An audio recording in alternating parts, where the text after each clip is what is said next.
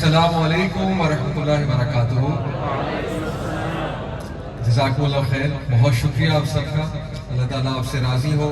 بہت اچھا لگ رہا ہے آج یہاں پہ میں آیا اور آپ سب کو دیکھ کے بہت اچھا لگ رہا ہے ماشاءاللہ، نوجوانوں کو دیکھ کر۔ اور میری جو اپنی جرنی ہے میں بتاتا چلوں، ہمیشہ میں یہ الحمدللہ جمعیت کے ایونٹس پہ مینشن بھی کرتا ہوں۔ میری جو اپنی جرنی ہے چینج کی، جب میں یونیورسٹی اسٹوڈنٹ تھا غلام اسحاق خان انسٹیٹیوٹ میں اور سیکنڈ ایئر میں تھا، تو جماعت اسلامی کے میرے ایک دوست تھے، نوید ان کا نام ہے، ماشاءاللہ پی ایچ ڈی کر کے یو کے کی کسی یونیورسٹی میں پڑھا رہے ہیں، میکینیکل انجینئرنگ میں پی ایچ ڈی کر کے۔ تو ان کی پوری فیملی کا تعلق جماعت اسلامی سے تھا، تو انہوں نے مجھے ایک بک فیئر پہ مجھے لے کر گئے اور مجھے کہا کہ علی میں نے آپ کو ایک گفٹ دینا ہے۔ تو میں ان کے ساتھ چلا گیا، تو وہ جو گفٹ تھا وہ سید ابو العلا مودودی رحمہ اللہ کی مختصر حواشی اردو کی ٹرانسلیشن تھی۔ اس وقت مجھے بڑی حیرانگی ہوئی کیونکہ میں نے کبھی اس طرح کا گفٹ ریسیو نہیں کیا تھا، نہ کبھی کسی نے دیا تھا۔ بہرحال میں نے قرآن کو غلاف میں بند کر کے سب سے اونچی شیلف پہ رکھا اپنے کمرے میں، اور کافی عرصہ پڑھ نہ سکا، توجہ نہ گئی اس طرف کہ اس کا ترجمہ پڑھا جائے، لیکن شاید اس کا اخلاص تھا، اس کی دعا بھی تھی، محبت تھی۔ ایک دن ایسا آیا کہ بس مجھے خیال آیا کہ نکال کر پڑھا جائے۔ الحمدللہ جب وہ کھولا تو سورہ آل عمران کی آیت میرے سامنے آئی، اور اس وقت میں کچھ ایسی حالت میں بھی تھا، ذہنی حالت میری ایسی تھی کچھ کہ بہت زیادہ میں اس وقت ڈاؤن تھا کچھ وجوہات کی وجہ سے۔ تو جو آیت میرے سامنے ہے، جو پیسج میرے سامنے ہے سورہ آل عمران کا، کھولتے ہی وہ یہ تھا کہ غم نہ کرو تم ہی کامیاب ہوگے اگر تم مومن ہو۔ تو وہ میرا لائف کا بڑا ایک چینجنگ مومنٹ تھا الحمدللہ۔ تو قرآن مجید سے میرا بھی چینج الحمدللہ، میری چینج کا آغاز ہوا قرآن مجید سے۔ اور جس چیز نے مجھے استقامت دی، بہت سے لوگ یہ سوال کرتے ہیں کہ، اور ہمارے سارے اسپیکر سے سوال ہوتا ہے کہ آپ لوگ کس طرح اس طرح کی استقامت ملی کہ ایون اپنی جابس بھی چھوڑ دی اور یوتھ کلب کو بنایا، دعوت کا کام چل رہا ہے۔ تو دیکھیں اس کا ایک جملے میں سب سے مختصر جواب یہ ہے کہ قرآن نے وہ استقامت کا، کلام اللہ نے وہ استقامت کا۔ جو انسان قرآن کے ساتھ جڑ گیا، جو انسان قرآن کو ریگولر جس نے اپنی زندگی کا حصہ بنا لیا، اس کو استقامت بھی مل گئی انشاءاللہ تعالیٰ، اور اللہ کے فضل سے اس کو اللہ تعالیٰ دنیا آخرت میں عزت سے بھی نوازے۔ تو بہرحال بڑی خوشی ہو رہی ہے کہ یہ ایک سلسلہ یہاں پر شروع ہو رہا ہے which is need of the hour، especially نوجوانوں کے لیے بہت بہت بہت خوش آئند بات ہے، اور میں خوش نصیب ہوں مجھے یہاں پہ دعوت دی گئی آپ لوگوں سے اس ٹاپک پر بات کرنے کی۔ دیکھیں قرآن مجید وہ کتاب ہے کہ جو بھی اس کے ساتھ جڑا وہ عروج پر ہی گیا، اس کو اللہ نے بہت عزتوں سے نوازا۔ کیسے؟ دیکھیں جو منتھ قرآن کے ساتھ جڑا ہوا ہے وہ تمام منتھس کا سردار ہے رمضان۔ جو رات قرآن کے ساتھ جڑی، جس رات کو یہ لوح محفوظ سے آیا نیچے، وہ راتوں کی سردار ہے، لیلۃ القدر۔ جس نبی پر آیا وہ نبیوں کا سردار ہے، جو فرشتہ لے کر آیا وہ فرشتوں کا سردار ہے، جس شہر میں آیا وہ شہروں کا سردار ہے، مکہ جو ہے آپ کو پتہ ہے کتنا بلیسڈ سٹی۔ تو جو بھی چیز قرآن سے منسلک ہوئی، عربی قوم اس سے منسلک ہوئی، 80 سال میں عربی قوم نے وہ کر کے دکھایا کہ آج تک مورخین، ہسٹورینز حیران پریشان ہیں، اورینٹلسٹ، مستشرقین جو ہوتے ہیں جو اسلامی تاریخ پر لکھتے ہیں، نان مسلمز، وہ آج تک حیران پریشان ہے کہ 80 سال میں ایک قوم، چھوٹے سے علاقے میں کوئی ایسی تاریخ میں قوم نہیں ملتی جس نے 80 سال میں اتنے زیادہ کانکویسٹ کی ہے۔ 80 سال میں رومن امپائر، گریک امپائر، ہزاروں سال انہیں لگے، ہزاروں سال ایک رقبہ قائم کرنے کے لیے، ہزاروں سال لٹرلی۔ تو 80 سال کی کیس اسٹڈی، 80 سال کی مثال دنیا میں نہیں ملتی۔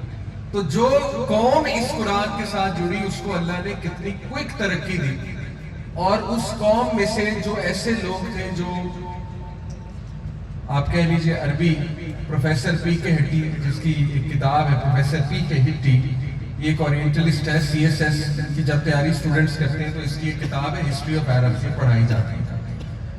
وہ یہ لکھتا ہے کہ عربز کا جو پیشہ تھا اگر دیکھا جائے تو खाना बदोश टाइप लोग थे और वो खास गवर्नमेंट भी नहीं थी और एनार्किस्ट टाइप लोग थे और कोई पेशा भी इतना कोई इज्जत वाला नहीं होता था ज्यादातर अरब्स का, यानी कि डाके मार लेना, जो काफले गुजर रहे होते थे उनको लूट लेना।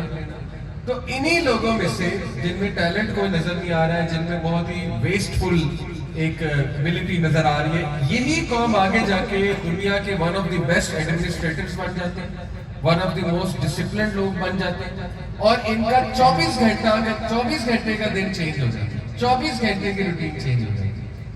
ये क्या है वजह? ये है कलाम अल्लाह का असर कि वो कौम जो बच्चियों को दफनाने वाली है, वो कौम उस वक्त की जो सिविलाइजेशंस हैं, उन तमाम सिविलाइजेशंस में औरत के हकूक की सबसे बड़ी मूवमेंट खड़ी कर रही है। यानी आप सिर्फ सोचें, जो कौम बच्चियों को जिंदा दफनाती है वो औरत के हकूक का सबसे बड़ी मूवमेंट स्टार्ट कर देते हैं उस दौर के लोग। तो ये है कुरान का impact, 180 degree change, 180 degree change. जो देखिए ये भी बड़ी इंटरेस्टिंग बात है, आपको पता है स्कॉलर्स ने इस पे लिखा है कि कुरान मजीद अरबियों पे क्यों आया और इस इलाके में क्यों आया। देखिए अगर कुरान मजीद बाइजेंटाइन एम्पायर में आता, बाइजेंटाइंस तो ऑलरेडी पढ़ी लिखी कौम और कुछ तरक्की थी, बिल्डिंग्स वहां पे बनी हुई थी, ठीक है, और कुछ साइंस और टेक्नोलॉजी से वाकिफ थे, कुछ एडमिनिस्ट्रेशन से वाकिफ थे, पब्लिक एडमिनिस्ट्रेशन से। ये पर्शियंस पर अगर आता तो पर्शियंस भी आपको पता है कि एक ऐसी कौम थी जिसने काफी तरक्की की थी, सैसनिड एम्पायर। तो ये क्या वजह है, आया ही उस कौम पर जिस कौम में कोई टैलेंट नजर नहीं आ रहा है, जिस कौम के बारे में जीरो एक्सपेक्टेशन है कि यहां से एक मूवमेंट खड़ी हो जाएगी।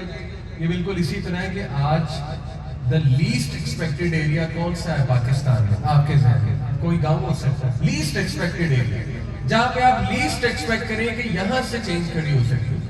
देखें लाहौर कहा जा सकता है, अभी यहां से बड़ी चेंज आ सकती है। कराची का कहा जा सकता है, अभी यहां से बहुत बड़ी चेंज आ सकती है।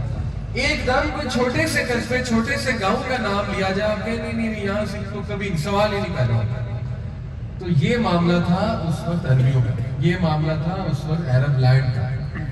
वहां से ऐसी चेंज आ जाना कि खालिद बिन वलीद जब रोमन एम्पायर के सामने खड़े हुए, रोमन कमांडर के सामने, सॉरी, जब खालिद बिन वलीद बाइजेंटाइन एम्पायर के खिलाफ उमर बिन अल-खत्ताब रज़ियल्लाहु अन्हु के दौर में जब जंग हुई, तो खालिद बिन वलीद ने जब रोमन कमांडर को फेस किया तो उसने बहुत ही तज़हीक और बहुत ही ह्यूमिलिएटेड अंदाज में खालिद बिन वलीद को कहा, उसे कहा कि तुम अरबी नंगे जिस्मों वाले और फकीर लोग, तुम आते थे पहले भी हमारे इलाके में, शाम के इलाके में कुछ गल्ला मांगने, कुछ पैसे मांगने, तो मुझे पता है तुम लोगों का इरादा क्या है। मैं तुम लोगों से लड़ना नहीं चाहता, यानी तुम लोगों की इतनी औकात नहीं कि मेरी आर्मी तुमसे लड़ाई करे, तो मैं तुम में से हर बंदे को, तुम्हारे एक एक सोल्जर को एक एक दिरहम दूंगा, उस टाइम की जो करेंसी थी, और एक एक कपड़ा दूंगा। जहां तक तुम्हारी बात है, तुम चूंकि इनके कमांडर हो, तुम्हें मैं 100 दिरहम देता हूँ और एक कपड़ा देता हूँ और एक तुम्हें थोप देता हूँ जो अरबी लिबास है, और सर पर पहनने के लिए कुछ देता हूँ, तो यहाँ से दफा हो जाओ, ये उसके पास, यहाँ से निकल जाओ, मैं तुमसे लड़ना भी नहीं चाहता। तो उसने कहा तुम लोग भूखे और प्यासे हैं और नंगे हैं। तो खालिद बिन वलीद सल्लल्लाहु अलैहि वसल्लम ने उस वक्त कहा कि ना तो हमें पानी की प्यास है, ना ही हमें खाने की भूख है, हमें सिर्फ एक चीज की प्यास है, वो है रोमन ब्लड, वो है रूमी खून, और आज हम वो पीने आए। और वो जो रोमन एम्परर था, रोमन कमांडर था, उसके पांव तले से जमीन निकल गई कि ये इतना कॉन्फिडेंस अरबियों में कहां से आ गया, यानी ये अरबी हमारे पांव में गिरा करते थे, ये आज हमें ये जवाब दे रहे। और तारीख गवाह है कि उसी कमांडर को खालिद बिन वलीद ने बीच में जाकर मारा, बीच में जाके उसके सीने में तलवार घुसाई। तो ये खालिद बिन वलीद कैसे पैदा हो गया रज़ियल्लाहु ताला, और इतनी जल्दी, और ये कौम कैसे इतनी अरूज में चली गई 80 साल में, ये पूरी केस स्टडी है।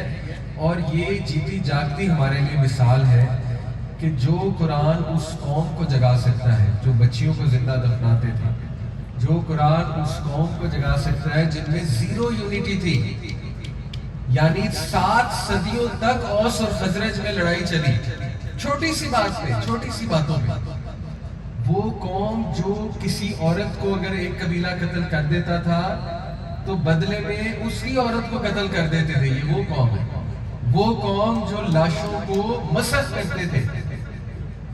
انسان دیکھیں, لڑائی ہوتی تھی, ایک سولجر اس کو کاٹتے تھے, کاٹ کر اس کا لیور نکالتے تھے, کاٹ کر اس کا کلیجہ نکالتے تھے, اس کا دل نکالتے تھے, اس کو چباتے تھے. یہ وہ قوم تھی.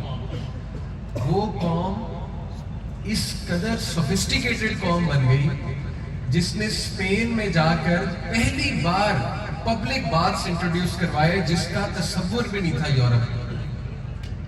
یورپ تو ڈارکنس میں تھا اس وقت, اور عبد الرحمن III کیلف, عبد الرحمن III اسے کہتے ہیں, اس نے وہاں پر جا کر جو کیسل آف زہرا اسے کہتے ہیں, قصر زہرا, آج بھی اس کے ریمننٹس جو ہے وہ کورڈوبا میں, کورڈوبا سٹی کا نام ہے, کورڈوبا میں آج بھی اس کے ریمننٹس باقی ہیں. اور آج وہ محل جب آرکیٹیکٹس دیکھتے ہیں تو وہ حیران رہ جاتے ہیں کہ اتنا سوفسٹیکیٹڈ سسٹم, اریگیشن کا اتنا سوفسٹیکیٹڈ سسٹم, غسل خانوں کا اتنا سوفسٹیکیٹڈ سسٹم, اس دور میں واٹر سسٹم, پورا واٹر سسٹم, گھروں تک پانی آ رہا ہے ٹوٹیوں سے. کیسے؟ ظاہر ہے مسلمان نے نماز پڑھنی ہے, طہارت کا خیال رکھنا ہے, پانی کی تو ضرورت ہے مسلمان کی بہت بڑی. تو ایسے ایسے محلات, ایسے ایسے محل بنائے مسلمانوں نے, ایسی ایسی سٹیز تعمیر کی کہ جس کی مثال نہیں ملتی. اور بہت احسان مند ہونا چاہیے اسپیشلی انگلینڈ کو ہمارا, کہ آکسفورڈ یونیورسٹی میں جتنی کتابیں ہوئی وہ ٹولیڈو ایک شہر تھا اسپین میں, وہاں سے ٹرانسلیٹ ہو کر جاتے ہیں جب آکسفورڈ یونیورسٹی نئی بنی. اور وہ تمام کتابیں بیت الحکمہ جو بغداد میں ایک یونیورسٹی تھی مسلمانوں کی, بیت الحکمہ, ہاؤس آف وزڈم, کس دور میں؟ ہارون الرشید کے دور میں. تو ہاؤس آف وزڈم میں اس طرح کے اسٹوڈنٹس تھے. امام غزالی وہ وہاں کے گریجویٹ ہیں, ابن سینا وہاں کے گریجویٹ ہیں, الخوارزمی وہاں کے گریجویٹ ہیں, جابر ابن حیان وہاں کے گریجویٹ ہیں, ابن رشد وہاں کے گریجویٹ ہیں, جتنے مسلم فلاسفر اور سائنٹسٹ کے نام آپ کو پتہ ہے. تو وہاں پر وہ کتابیں اس وقت لکھی گئی اور وہ پھر ٹولیڈو میں پہنچائی گئی کتابیں. اسپین میں ایک شہر تھا جہاں پہ 10 لاکھ کتابیں مسلمانوں کی اس لائبریری میں تھی, جن کو کرسچنز نے جلایا جب اس لینڈ کو کانکر کیا. تو بہرحال یہ ساری تمہید میں نے اس لیے باندھی کہ دیکھیں ان ساری اچیومنٹس کا تعلق قرآن کے ساتھ ہے. اور اب سوچ لیں, قرآن کو پیٹھ پیچھے رکھنا, قرآن کو چھوڑنا, قرآن کو اگنور کرنا, پھر وہ اس کے ٹوٹلی اپوزٹ پھر بات درست ہے کہ اگر قرآن کو تھامنا اتنی عزت دلا سکتا ہے تو اس کو چھوڑنا اتنی ہی ذلت دلا سکتا ہے. اور آج یہی وجہ ہے ہماری ذلت کی, اور کوئی دوسری وجہ نہیں ہے. سب سے بڑی وجہ ہے ہی یہ کہ جو علامہ محمد اقبال نے فرما دیا, وہ زمانے میں معزز تھے مسلمان ہو کر, اور تم خوار ہوئے تارک گناہ ہو کر. قرآن کو ہم نے پڑھنا چھوڑ دیا, سمجھنا چھوڑ دیا, سمجھ بھی رہے ہیں تو اس ویژن سے نہیں سمجھ رہے, اس اینگل سے نہیں سمجھ رہے جو قرآن کا اصل مقصد ہے, جو قرآن سمجھانے آیا, انسانیت کو اندھیروں سے نکال کر روشنی کی طرف لانے آیا, مسلمانوں کو سپیریئر سائیکالوجی دینے آیا, مسلمانوں کو ایک ویژن دینے آیا. تو یہ ساری چیزیں بہت ضروری ہیں. دیکھیں, اور میں امید کرتا ہوں انشاءاللہ اور لک فارورڈ کرتا ہوں کہ انشاءاللہ جمعیت اور ہمارے جو بھائی ہیں وہ ضرور آپ کو قرآن کی ٹیچنگ کسی اینگل سے پہنچائیں گے. تو کچھ اور چند باتیں قرآن کے حوالے سے دیکھیں. یہ بات آپ کو پتہ ہونی چاہیے, اس پر آپ کا بہت تگڑا بلیف ہونا چاہیے کہ قرآن واقعی اللہ سبحانہ تعالیٰ کی کتاب ہے. آج کل آپ سے پوچھ سکتا ہے کہ آپ کو کیسے پتا قرآن اللہ کی کتاب ہے, اللہ کا کلام ہے. دیکھیں, 2 ہی آپشنز ہیں نا, یا قرآن اللہ کا کلام ہے یا انسان کا بنایا ہوا. اگر انسان کا بنایا ہوا ہے تو کس انسان کا بنایا ہوا ہے؟ obvious سی بات ہے, پھر اشارہ کس طرف جائے گا؟ نعوذ باللہ کہ محمد صلی اللہ علیہ وسلم نے بنایا. اس کا جواب قرآن نے ہی دیا, اللہ سبحانہ تعالیٰ نے دیا کہ اگر تم یہ شک کرتے ہو کہ یہ کتاب میرے بندے نے گڑھ لی ہے محمد صلی اللہ علیہ وسلم, تو فَأْتُوا بِسُورَةٍ مِّن مِثْلِهِ, بنا لو, تم بھی بنا لو. اگر وہ کر سکتا ہے اکیلا تو تم بھی کر سکتے ہیں. سیدھی سی بات ہے, لاجیکل بات ہے نا. اگر وہ بنا سکتا ہے تو تم بھی بنا سکتے ہیں. اور تم ٹیم بھی لے آؤ, جن لے آؤ, انسان لے آؤ, شعراء کو لے آؤ، انٹلیکچوئلس کو لے آؤ، فلسفہ نگار کو لے آؤ، سائنسدانوں کو لے آؤ، بٹھا لو سب کو اور ایسا کلام بنا کر دکھاؤ. چلو ایسا کلام نہیں بنا سکتے، کوئی ایک آدھی سورت بنا کے دکھا دو. چلو سورت نہیں بنا سکتے، 10 آیات بنا کے دکھا دو. اور 1500 سال ہو گئے، آج تک 10 آیات تو کیا ایک آیت نہیں ہے. یہ بات اصل میں اس کی قدر وہ کریں گے جو عربک جانتے ہیں، عربک لنگوسٹک کے ماہر ہیں. قرآن مجید کا اصل چیلنج کیا ہے؟ جو عربی زبان کی ڈیپتھ اس میں ہے اور جو خوبصورتی قرآن کی ہے کہ ایک تو وہ جو پوئٹک سینس ہے، جیسے حل عطا کا حدیث الغاشیہ وجوہ یومئذ خاشعہ عاملۃ ناصبہ تصلی نارا حامیہ تسقی من عین آنیہ. کیا خوبصورتی ہے، کیا سیکوینس ہے، کیا پوئٹک سینس ہے. یہ تو ابو جہل جیسا بندہ جس کو ابو الحکم کہتے تھے، وہ بھی قرآن کی اس بیوٹی کا انکار نہیں کر سکتا. اس دور کے جو عربی کے ماہر تھے وہ عاجز تھے قرآن کے آگے. خالد بن ولید کا باپ الولید، اس نے خود ابو جہل کے سامنے مانا کہ میں نے آج محمد صلی اللہ علیہ وسلم کو قرآن ریسائٹ کرتے سنا، میں نہیں سمجھتا یہ انسان کا کلام ہے. اور وہ عربی کا بہت بڑا ماہر. تو یہ وہ کتاب ہے کہ جس میں ایک تو پوئٹک سینس، پوئٹک سیکوینس آپ دیکھیں، لیکن وہ پوئٹک سیکوینس پرفیکٹ سینس بھی بنا رہے ہیں.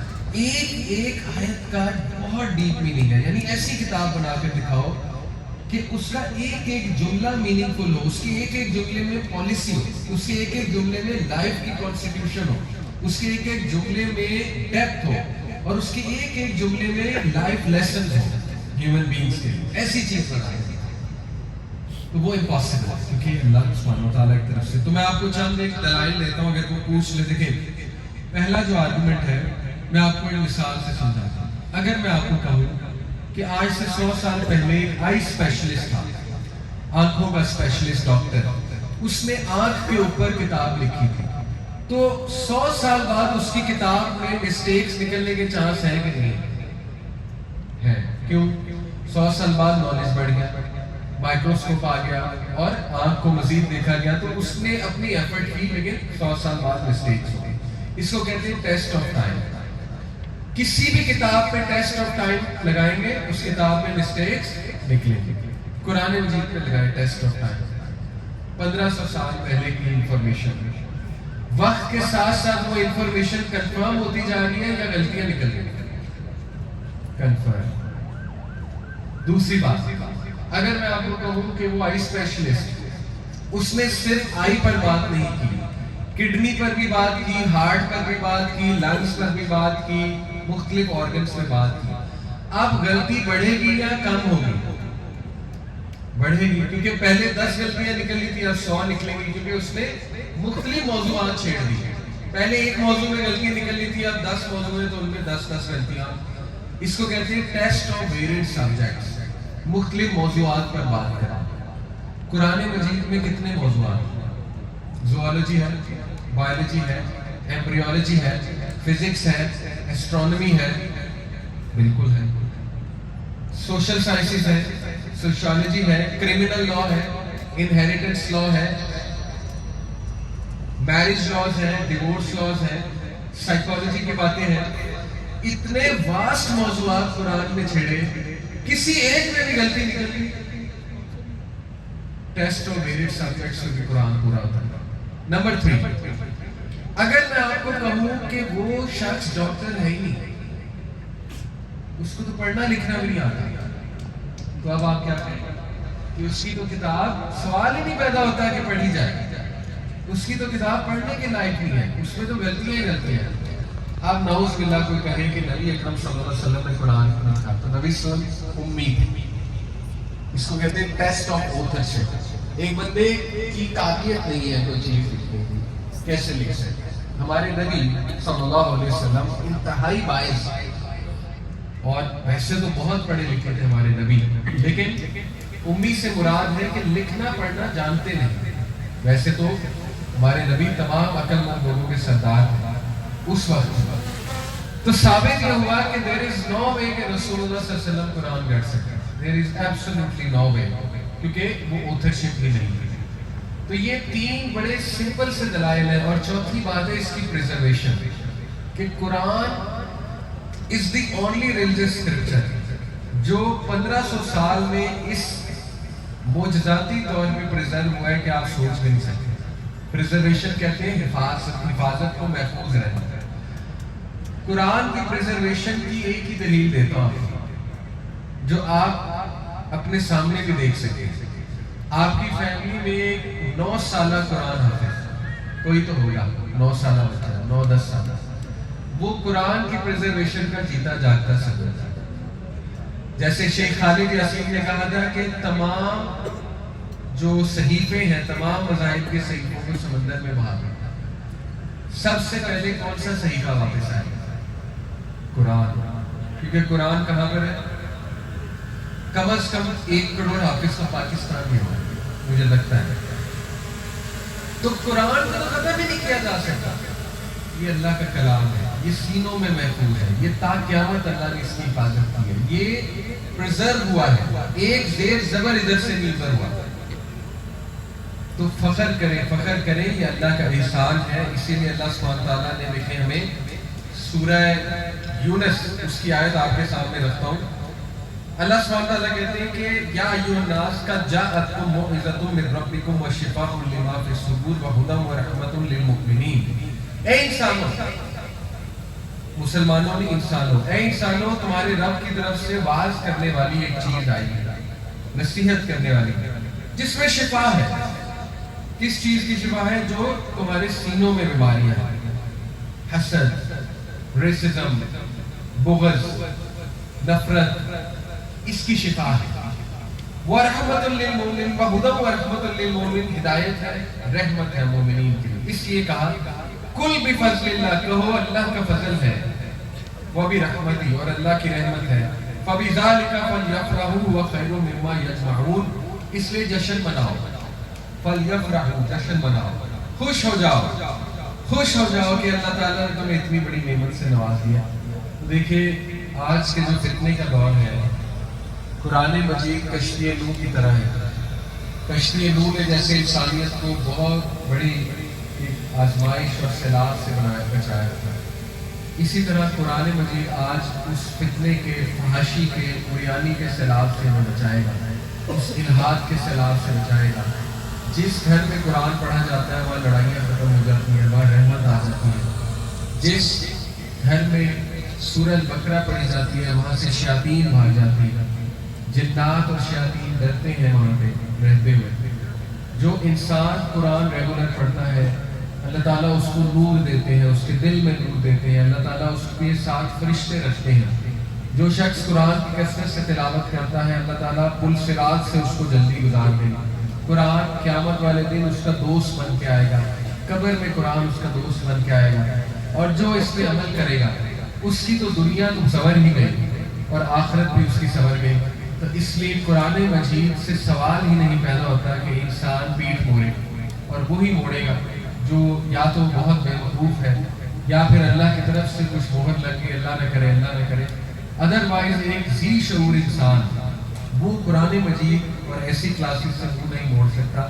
تو اس لیے ایسی محفلوں کا ضرور حصہ بنے اور بڑھ چڑھ کر حصہ لیں.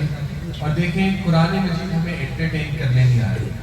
اگر آپ قرآن کلاس میں یہ ایکسپیکٹ کریں آگے کہ مزہ آ جائے گا تو مزہ تو نہیں آنے والا. سیدھی سی بات ہے، جو مزے کی ہماری ڈیفینیشن ہے یہ اللہ معاف کرے کوئی کانسرٹ نہیں ہے جہاں پہ مزہ آ جائے. قرآن مجید سیدھی بات کرتا ہے. قرآن مجید ہماری بیماریوں کو ہائی لائٹ کرتا ہے اور ان کو سلوشن دیتا ہے. اور قرآن مجید جو ہے وہ دلوں کو سکون دیتا ہے. تو اس لیے ایسے کلاسز کے لیے ٹائم نکالنا چاہیے، چاہے وہ کلاسز سلو لگے، چاہے وہ پڑھانے والے کا انداز بھی آپ کو سلو لگے، ٹھیک ہے، لیکن صرف اس نیت سے آ جائے کہ اللہ کی رحمت مجھ پہ ہوگی، اللہ تعالیٰ اسی کی بدولت مجھے برکت دے گا، میری مشکلات آسان فرمائے گا. یہ نیت ہو کہ میں نے انشاءاللہ سیکھنا ہے. اور آخری بات، میں ابھی پچھلے دنوں نوجوانوں کو حضرت موسیٰ علیہ السلام کی سٹوری، حضرت یوسف علیہ السلام کی سٹوری سے کچھ لیسنز بتا رہا تھا. دیکھیں کتنے خوبصورت لیسنز ہیں. آج کے فتنے کے دور کے حوالے سے کتنی رہنمائی کرتا ہے قرآن. اور قرآن میں اتنی اسٹرینتھ ہے کہ قرآن کے آگے کوئی فتنہ نہیں ٹک سکے. سوال ہی پیدا نہیں کرتا. یعنی کچھ بھی نہیں ہے یہ دور حاضر کے فتنے اگر ایک انسان قرآن سے اپنی پروٹیکشن کرے اور قرآنک ٹیچنگز کا تاج اپنے سر پر پہنے تو یہ فتنے کچھ بھی نہیں ہے. Trust me. تو دیکھیے یہ جو سٹوری ہے حضرت موسیٰ کی علیہ السلام اور حضرت یوسف علیہ السلام کی, تو میں نوجوانوں سے پوچھ رہا تھا کہ تم مجھے بتاؤ کہ مسکولینٹی, مردانیت, وہ ایک بڑا انٹرسٹنگ ٹاپک ہے. مردانیت کیا ہوتی ہے؟ مرد کون ہوتا ہے؟ مسکولین کون ہوتا ہے؟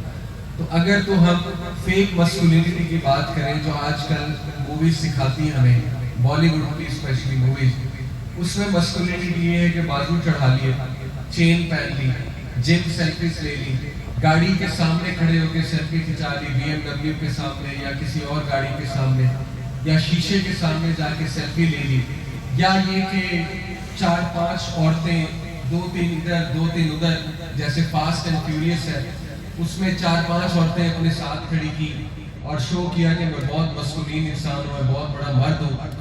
تو سوری, یہ مسکولینٹی نہیں ہے, یہ فیک مسکولینٹی ہے. اصل مسکولینٹی تو حضرت موسیٰ کی مسکولینٹی ہے. حضرت موسیٰ علیہ السلام جب در بدر ہوئے اور ان پہ ایک کیس ہوا فرعون کے دربار میں کہ ان سے ایک بندہ مارا گیا, تو وہ جب بھاگ گئے فیوجیٹو بن کے, تو 2 لڑکیاں وہ کنویں سے پانی پلا رہے تھے اپنے مویشیوں کو, سورہ قصص میں. تو موسیٰ علیہ السلام نے جب دیکھا تو بڑی حیا کے ساتھ ان کے پاس گئے, کہا کہ میں آپ کی مدد کروں, کیونکہ ان سے برداشت نہیں ہوا کہ ان نوجوان بچوں کو بلی کر رہے ہیں کچھ اور لڑکے, کچھ اور لوگ. تو ان کی غیرت اور ان کی مردانگی میں اس کی اجازت نہیں. تو مرد اصل ہوتا ہے پروٹیکٹر, پروٹیکٹر آف وومن. اور پھر واقعہ آتا ہے, حدیث میں واقعہ آتا ہے کہ وہ بچیاں جب موسیٰ علیہ السلام کو اپنے گھر لے جا رہی تھیں اپنے ابا سے ملوانے, تو موسیٰ علیہ السلام پیچھے چل رہے تھے, بچیاں آگے چل رہی تھیں. تو ان میں سے ایک جو لڑکی تھی, ہوا چلی تو اس کا سکرٹ تھوڑا سا اوپر ہوا, تو موسیٰ علیہ السلام سے یہ نظارہ برداشت نہیں ہوا. موسیٰ علیہ السلام نے ان سے ریکویسٹ کی بتائے بغیر کہ اگر آپ اجازت دیں میں آپ کے آگے چلوں, اگر آپ اجازت دیں. تو ان بچیوں نے کہا بالکل. آپ دیکھیں کہ یہ ہے اصل مردانہ کہ نظروں کی حفاظت کرنا. آج یونیورسٹی میں آپ پڑھتے ہیں اور کوئی اس میں دوسری رائے نہیں ہے کہ ماحول خراب سے خراب تر ہوتا جا رہا ہے ہماری یونیورسٹیز کا, لیکن ہے کوئی مرد کا بچہ جو نظریں جھکا کے چلے اس آگ جیسے ماحول میں, اور جھکائی جا سکتی ہے. میں بھی یونیورسٹی سے پڑھا, میرے کئی دوست یونیورسٹی سے پڑھے. آج ایسے نوجوان موجود ہیں جو نظریں جھکاتے ہیں, جو عزت کرتے ہیں اور جن سے برداشت نہیں ہوتی اس طرح کی سائٹس. اسی طرح یوسف علیہ السلام, یوسف علیہ السلام اصل مسکولینٹی دیکھیں کہ یوسف علیہ السلام اتنے خوبصورت نوجوان ہیں اور قیامت والے دن وہ تمام ان نوجوانوں کے سردار ہوں گے جنہیں گناہ کی دعوت ملی لیکن انہوں نے گناہ نہیں کیا, وہ ان کے سردار ہوں گے نوجوانوں کے. یوسف علیہ السلام قیامت والے دن, یوسف علیہ السلام جب اس کوریڈور یا اس ہال سے چل کر آ رہے ہوں گے, وہ سین کیا ہوگا؟ رائٹ لیفٹ پہ خوبصورت خواتین بیٹھی ہوئی, اشرافیہ کی خواتین اس دور کی, اور سامنے جو ہے عزیز مصر کی بیوی ہے. وہ ایک چال چل رہی ہے کہ یہ عورتیں مجھ پہ الزام لگاتی ہیں کہ میں یوسف کا حسن دیکھ کر پھسل گئی. تو اس نے ایک سازش چلی, ایک چال چلی کہ میں یوسف کو بلاتی ہوں, یہ ہال میں چل کر آئے گا تو دیکھتی ہوں یہ بھی اس کا دیوانہ, اس کی یہ خواتین بھی اس کی دیوانہ ہو جائیں گی. تو یوسف اسلام جب چل کر آئے, بڑا مشہور واقعہ ہے, وہ عورتیں چھری سے سیب کاٹ رہی تھی یا پھل کاٹ رہی تھی, ان کی انگلیاں اس سے کٹ رہی, بڑا مشہور واقعہ. تو آپ دیکھیں یوسف اسلام کیسے چل کے آ رہے ہیں, ایک عاجزانہ چال, ایک خوبصورت چال, ایک وجیح چال, نظریں چکاتے ہیں. یہی سین اگر بالی ووڈ بناتا تو کیسے بناتا, یا کوئی تامل مووی بناتی تو کیسے بناتا. وہ بازو چڑھا کے آ رہا ہوتا, منہ میں سگریٹ ہوتا اور سگریٹ کو وہ کچلتا اپنے بوٹ تلے اور اس کے بعد شو مارتا اور اپنا پف یوں کرتا. That is fake masculinity. That is not Mardaani. That is just show off. اصل مردانی یوسف علیہ السلام. یوسف علیہ السلام نے کہا اے میرے رب, جیل میرے لیے بہتر ہے, کہیں میں فتنے کا شکار نہ ہو جاؤں, جیل میرے لیے بہتر ہے, سجن میرے لیے بہتر ہے, بجائے کہ میں اس ماحول میں رہوں. یوسف علیہ السلام نے جیل کو پسند کیا.